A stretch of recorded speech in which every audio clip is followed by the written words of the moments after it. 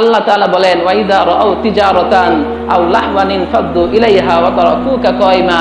আল্লাহ তাআলা বলেন যখন ব্যবসা নিয়ে আলোচনা হয় তখন তোমরা ওইখানে ভিড় জমাও, বাজারে ভিড় জমাও, চায়ের দোকানে ভিড় জমাও, মুদির দোকানে ভিড় জমাও, ক্লাবে ভিড় জমাও, আড্ডাবাজি করো, এত কিছু করো, কিন্তু বাজারের পাশেই মসজিদ, নামাজে আসতে পারো না, আযান শুনো, কিন্তু তোমার ঈমান তোমাকে মসজিদ পর্যন্ত নিয়ে আসতে পারে না। আল্লাহ তাআলা বলেন তোমরা খেলা দেখো, টিভির দোকানে বসে থাকো, এরকম প্রজেক্টর লাগাইয়া এরকম ভাবে আর্জেন্টিনার খেলা দেখো, ব্রাজিল নেইমারের খেলা দেখো, কিন্তু মসজিদে আসতে পারো না। ও আমার বান্দারা শুনে রাখো, তোমরা নামাজকে ছেড়ে দাও, অতরাকুকা কায়মা, তোমরা নামাজকে ছেড়ে দাও, কিন্তু জেনে রাখো কুল মা ইনদাল্লাহি খায়রুম মিনাল লাহবি ওয়া মিনাত তিজারা। আল্লাহ তাআলার কাছে এই খেলাধুলার চাইতেও উত্তম খেলাধুলা আছে। আল্লাহ তাআলার কাছে এই ব্যবসার চাইতে উত্তম ব্যবসা আছে।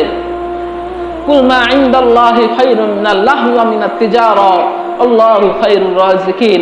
আর জেনে রাখো আল্লাহ তাআলা হলেন উত্তম রিজিক দাতা। আল্লাহ তাআলা হলেন উত্তম রিজিক দাতা।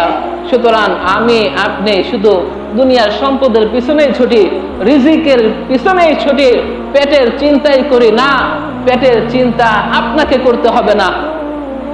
যে আল্লাহ তাআলা আমাকে আপনাকে পেট দিছে, এই পেটের চিন্তা ওই আল্লাহ তাআলাই অনেক আগে থেকেই করে রেখেছে।